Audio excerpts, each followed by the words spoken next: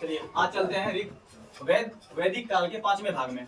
आज हम पढ़ेंगे वैदिक काल का 5वां भाग। हमने आपको बताया था चारों वेद, मैं हर पार्ट में चारों वेद का जिक्र कर रहा हूँ। 4 वेद होते हैं। वैदिक काल को 2 भागों में बांटा गया। ऋग वैदिक काल, जिसका दूसरा नाम पूर्व वैदिक काल भी है, और दूसरा आता है उत्तर वैदिक काल। ऋग वैदिक काल में सिर्फ ऋग्वेद की चर्चा है, और उत्तर वैदिक काल में शेष तीनों वेद की चर्चा है। उत्तर वैदिक काल में शेष तीनों वेद की चर्चा है, जैसे सामवेद, यजुर्वेद, अथर्ववेद, और ऋग वैदिक काल में ऋग्वेद। दोनों काल में एक बार हम फिर से रिपीट करते हैं कि वैदिक काल कब से कब तक चला था? 1500 बीसी से लेके 600 बीसी तक, जिसमें कि 1500 बीसी से लेके 1000 बीसी तक 5 साल हुआ ना। 1500 से 1000 बीसी तक चला सिर्फ ऋग्वैदिक काल, और उसके बाद 1000 से लेके 600 बीसी तक चला उत्तर वैदिक काल। हमने आपको बताया था वेद का मतलब होता है ज्ञान। वेद का मतलब ज्ञान। वेदों की रचयिता किन्हें कहा जाता है? आर्यों को। वेदों के जनक आर्यों को कहा जाता है। आर्य शब्द का शाब्दिक अर्थ हमने बताया था। आर्य शब्द का शाब्दिक अर्थ क्या होता है? श्रेष्ठ या कुलीन। मतलब वो लोग, आर्य लोग जब भारत आए थे ना, तो खुद को श्रेष्ठ समझते थे, क्योंकि वो संस्कृत बोलना जानते थे, और भारतीय लोग संस्कृत बोलना नहीं जानते थे। चलिए कुछ क्वेश्चन बताते हैं। जब भी पूछा जाएगा भारत में जब आर्यीकरण होना शुरू हुआ, कितने भागों में हुआ? 2 भागों में, उत्तर भारत में और दक्षिण भारत में। उत्तर भारत में कौन किए? एक अगस्त ऋषि और दूसरा गौतम राहु गढ़ ने। कोई दिक्कत? चलिए अब चलते हैं आगे। ऋग वैदिक काल का इतिहास बोला जाता है पूर्णतः ऋग्वेद पर आधारित है। ऋग वैदिक काल का इतिहास पूर्णतः, क्या ऋग्वेद में अथर्ववेद की जानकारी मिलेगी आपको? नहीं मिलेगी ना। सामवेद की जानकारी मिलेगी, यजुर्वेद की मिलेगी नहीं। ऋग्वैदिक काल में सिर्फ ऋग्वेद की जानकारी मिलती है। बोला जाता है ऋग्वैदिक काल का इतिहास पूर्णतः ऋग्वेद से ज्ञात होता है। दूसरा पॉइंट, ऋग्वैदिक काल में लोहे का उल्लेख नहीं मिला। आज जो लोहा है ना, लोहा, आयरन, जिसको इंग्लिश में आयरन, केमिस्ट्री में जाएंगे Fe बोला जाता है आयरन को, तो लोहा ऋग्वैदिक काल में नहीं मिला था। ऋग्वैदिक काल में लोहे का उल्लेख नहीं मिला है, तो कहां मिला है? उत्तर वैदिक काल में। लोहे का उल्लेख उत्तर वैदिक ग्रंथों में मिला है। जब भी आपसे पूछा जाएगा कि आपको 4 ऑप्शन दे दिया जाएगा, निम्नलिखित में से किस काल में लोहे का उल्लेख नहीं मिला है? ऑप्शन दे देगा ऋग्वैदिक काल और दूसरा उत्तर वैदिक काल। किसमें नहीं मिला है? ऋग्वैदिक काल में नहीं मिला है। किसमें मिला है? उत्तर वैदिक काल में। उत्तर वैदिक काल के ग्रंथों से मिला है। उसके बाद है ऋग्वेद के सूक्त में कितनी नदियों का वर्णन है? 21। ऋग्वेद के सूक्त में 21 नदियों का वर्णन है, जिसमें 2 दिशा बताया गया। नदियां कितनी है ऋग्वैदिक काल में? 21। कहीं 25 लिखा हुआ रहता है, कहीं 25 लिखा हुआ रहता है, कहीं 21 लिखा हुआ रहता है। हमको करना है 21। ऋग्वेद के सूक्त में, अच्छा ऋग्वेद में कितने सूक्त थे? 1028 सूक्त। और कितने मंडल? 10 मंडल। कितने मंडल? 10 मंडल। कोई दिक्कत? बोला जाता है ऋग्वेद के सूक्त में कितने नदियां? 21 नदियों का वर्णन मिला है, जिसमें सबसे पश्चिम में कुबा तथा सबसे पूरब में गंगा है। सबसे पश्चिम में कुबा तथा सबसे पूरब में गंगा है। आपको हमने चौथे भाग में बताया है कि ऋग्वैदिक काल और उत्तर वैदिक काल की प्रमुख नदियां और नदियों के कुछ प्राचीन नाम और आधुनिक नाम बताया है ना। तो वहां आप देख लीजिएगा किन नदियों का आधुनिक नाम क्या है और किन का प्राचीन नाम क्या है। चलिए, ऋग्वेद के सूक्त में 21 नदियों का वर्णन है। जब भी पूछा जाएगा ऋग्वेद के सूक्त में कितनी नदियों का वर्णन है? 21 नदियों का वर्णन है। इसका मतलब क्या वैदिक काल में सिर्फ 21 नदियां थी? नहीं, टोटल 31 नदियां थी, जिसमें कि 21 नदियों का वर्णन ऋग्वैदिक काल में है, और जिसमें सबसे पश्चिम में चौहदी होती है ना, चौहदी, जिसमें सबसे पश्चिम में कुबा और सबसे पूरब में गंगा नदी है। और एक क्वेश्चन और है, ऋग्वेद में सप्त सैंधव, आपको हम चौथे पार्ट में सप्त सैंधव की चर्चा, चौथे या तीसरे पार्ट में बताया था सप्त सैंधव की चर्चा। सप्त सैंधव एक स्थल था, आर्य जब आए थे वहीं रुके थे, आर्य जब आए थे वहीं रुके थे। सप्त सैंधव स्थल मतलब 7 नदियों से घिरी हुई स्थलों को बोला जाता है। हमने बताया था सप्त सैंधव नदियों की 7 नदियां है, और ऋग्वेद में ही सप्त सैंधव प्रदेश की 7 नदियों का उल्लेख मिला है। समझे? अब हम उस 7 नदियों के नाम देखते हैं, 7 नदियों के नाम देखते हैं। पहले इसको मिटा लेते हैं। सप्त सैंधव स्थल की 7 नदियां, सप्त सैंधव स्थल की 7 नदियां। अभी हम बता रहे थे ना सप्त सैंधव स्थल क्यों कहा जाता है। वह स्थल जो 7 नदियों से घिरी हुई थी, जहां आर्य रुके हुए थे, जहां आर्य रुके। देखिए उस जगह बहुत सारा है, लेकिन उसी जगह का नाम आ रहा है जहां कुछ खास घटना हुआ है। हमने आपको बताया था इतिहास किसे कहते हैं। तथ्यों एवं प्रमाणों के आधार पर, तथ्यों एवं प्रमाणों के आधार पर इतिहासकार द्वारा बीते हुए घटनाओं को उजागर करने की क्रिया को ही हम इतिहास बोलते हैं। ऐसे तो आप अतीत के अध्ययन को इतिहास बोल सकते हैं। सप्त सैंधव स्थल की 7 नदियां, पहली नदी सरस्वती, दूसरी विपाशा, तीसरी परुशनी, चौथी वितस्तता, 5वां सिंधु, छठा शतुद्री और 7वां अस्किनी। ये 7 नदियों से घिरे हुए स्थल को सप्त सैंधव स्थल कहा जाता था। और आपको बताए थे कि परुशनी नदी के किनारे नहीं 10 राज युद्ध हुआ था, 10 राज युद्ध हुआ था ना। तो किसके किसके बीच हुआ था? 10 राजाओं के बीच। आर्यों के कुछ कबीले थे, आर्यों के कुछ कबीले थे, जिसमें कि भारत के कुछ राजाओं ने सोचा कि मैं उन्हें हरा दूंगा और उनसे युद्ध किए। लेकिन जिसमें भरत कबीला सबसे ज्यादा मजबूत था। जैसे अभी भारत में आपको हम कुछ कमांडो के नाम बताए थे। जैसे भारत की सेनाएं है ना, बोला जाता है भारत की सेनाएं सबसे ज्यादा वीर होती है, और सच में होती है।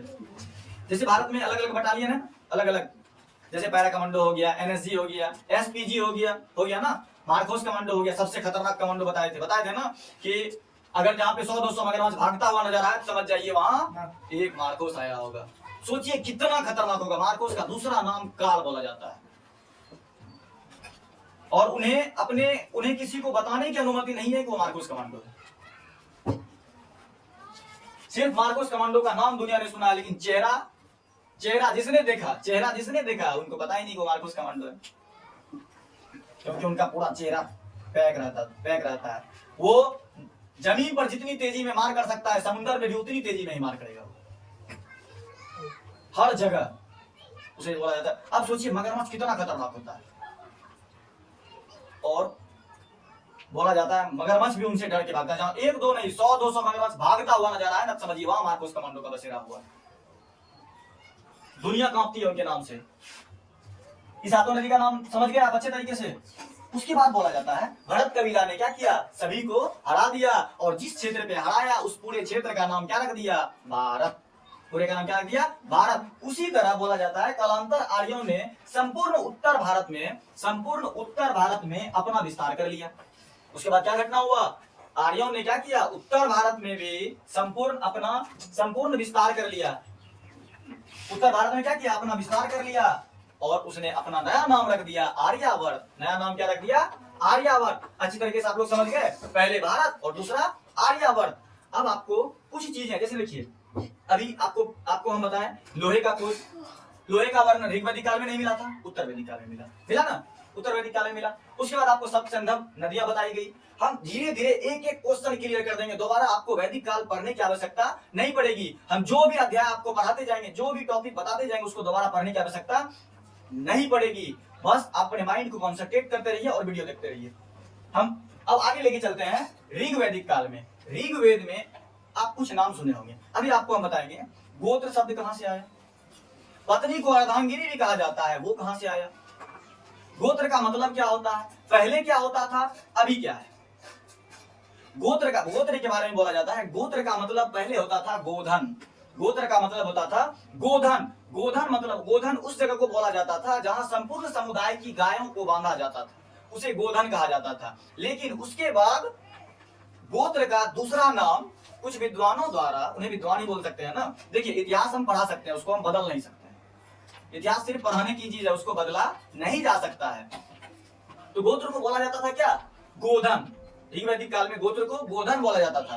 गोत्र का शाब्दिक अर्थ था गोधन। गोधन का मतलब होता था संपूर्ण समुदाय के गायों के रहने का जगह। लेकिन कुछ विद्वानों ने क्या किया, आगे चल के उत्तर वैदिक काल में गोधन गोत्र का दूसरा नाम रख दिया कि किसी मूल पुरुष से उत्पन्न हुए एक पूर्ण समुदाय को गोत्र बोला जाता है। आज भी शादी विवाह होगा ना तो वहां गोत्र पूछा जाता है, आप किस गोत्र के, मतलब गोत्र का नाम वंशज रख दिया गया। पहले क्या था, गोधन, पहले क्या था, गोधन, उसके बाद गोत्र का नाम रख दिया वंशज, मतलब एक मूल पुरुष से उत्पन्न हुए पूरे समुदाय को क्या रखा गया, गोत्र। आज भी देखिएगा कि कुछ बिरादरी है जहाँ शादियां होती है ना, अगर दोनों का गोत्र मिल जाता है तो शादियां नहीं होती है, दोनों को भाई बहन बोल दिया जाता है। अब हम आगे देखते हैं, इन सारे चीज को हम डिटेल रूप से अभी देखेंगे, पहले इसको मिटा लेते हैं। देखिए अगला पॉइंट है, ऋग्वेद में कितने मंडल थे, 10 मंडल थे। ऋग्वेद के 10वें मंडल में शूद्र शब्द का वर्णन है। ऋग बोला, जब भी क्वेश्चन पूछा जाएगा शूद्र शब्द की उत्पत्ति कहां से हुई है, ऋग्वेद के 10वें मंडल से, ऋग्वेद के 10वें मंडल से। और बोला जाता है ऋग्वेद में 4 वर्णों को बताया गया है, लेकिन ऋग्वेद में बोला जाता है एक विराट पुरुष के मुख से 4 वर्णों की उत्पत्ति हुई थी। एक विराट पुरुष के मुख से 4 वर्णों की उत्पत्ति हुई थी। उसी में बोला जाता है ब्राह्मण, क्षत्रिय, वैश्य और शूद्र। ब्राह्मण, क्षत्रिय, वैश्य और शूद्र। लेकिन इसको क्या किया गया, आगे चल के उत्तर वैदिक काल में पूरी तरह से बदल दिया गया। हमने डिटेल रूप से वैदिक काल के पहले भाग में इसकी पूरी घटनाओं को मैंने बता रखा है, आप लोग देख लीजिएगा। उसमें बोला था गोत्र, अभी हमने तुरंत बताया। गोत्र शब्द कहां से मिला है, उत्तर वैदिक काल में। गोत्र शब्द का देखिए, गोत्र का शाब्दिक अर्थ था गोष्ठ। गोत्र का शाब्दिक अर्थ था गोष्ठ। गोष्ठ मतलब होता था गोधन। गोधन में क्या होता था, पूर्ण समुदाय की गायें बांधी जाती थी। लेकिन बाद में गोत्र को क्या किया गया, गोत्र को एक पुरुष से, मतलब एक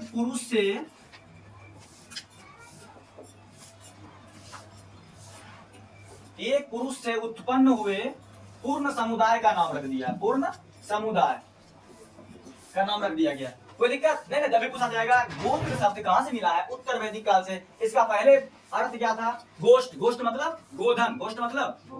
गोधन का मतलब था कि संपूर्ण समुदाय की गायें बांधी जाती थी। लेकिन कुछ विद्वान आए, इसका अर्थ बदल दिए और इसका अर्थ रख दिए। गोत्र मतलब होता है एक ही इंसान से, एक ही पुरुष से उत्पन्न हुए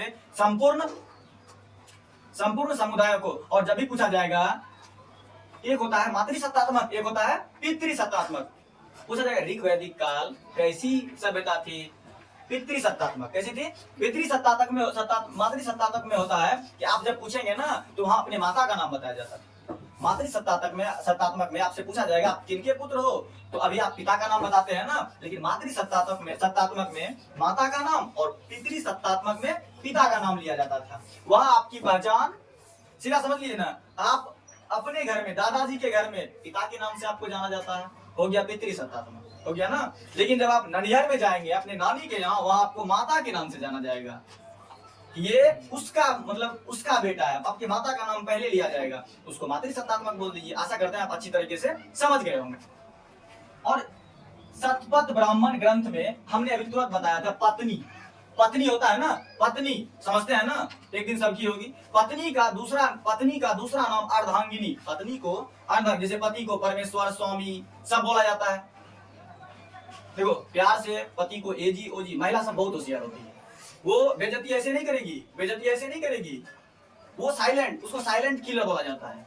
वो प्यार से बोलेगी ए जी, ओ जी, सुनिए जी।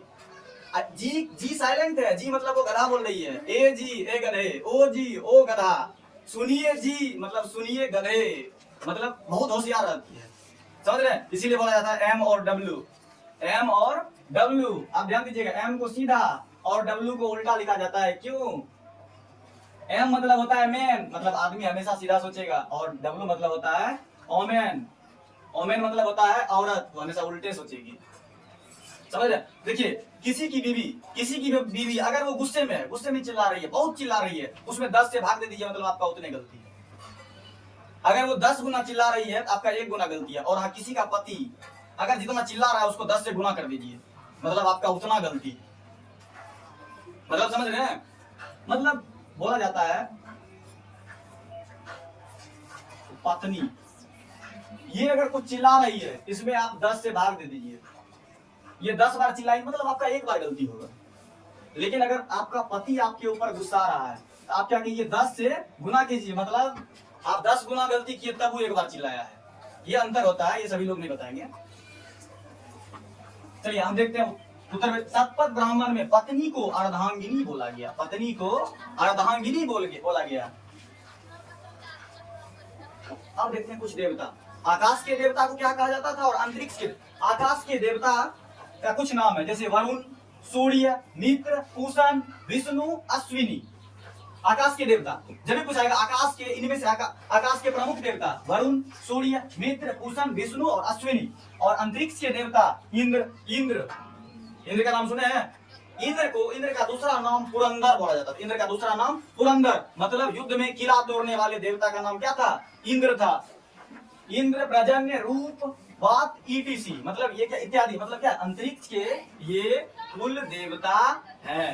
किसी को कोई दिक्कत? सबको अच्छी तरीके से समझ में आ गया सबको अच्छी तरीके से। और आप लोग इसी तरह से, मतलब अगर किन्हीं को लिखना होगा तो आप वीडियो को पॉज करके पूरी कहानी लिख लीजिएगा और आप एक बार अच्छे से समझ जाइए, दोबारा आपको पढ़ने की आवश्यकता नहीं पड़ेगी। हम इससे आगे लेके आएंगे अगले भाग में, मतलब वैदिक काल के छठे भाग में। और देखिए हम वैदिक काल का पाठ अलग अलग टुकड़ों में तोड़ते जा रहे हैं, अलग अलग टुकड़ों में, क्योंकि मेरा बताने का सीधा मकसद है आप अच्छी तरीके से समझ लीजिए, आपको अच्छी तरीके से समझ में आना चाहिए। और हाँ, दिमाग को टेंशन में लेके कभी नहीं पढ़ना, ठीक है? हम अगला वीडियो बहुत जल्द लेके आएंगे, छठा पार्ट, और वो पार्ट अंतिम पार्ट है। उसके बाद आपको हम इंपॉर्टेंट क्वेश्चन बताएंगे वैदिक काल से। देखिए एग्जाम में क्या पूछा जाएगा मुझे नहीं पता, लेकिन हम उतना जरूर आपको बता देंगे वैदिक काल से कि उससे बाहर नहीं पूछा जाएगा। हम जो जो अध्याय बताते जाएंगे उससे बाहर, उससे एक भी क्वेश्चन नहीं छूटेगा। बस आप लोग इसी तरह बने रहिए।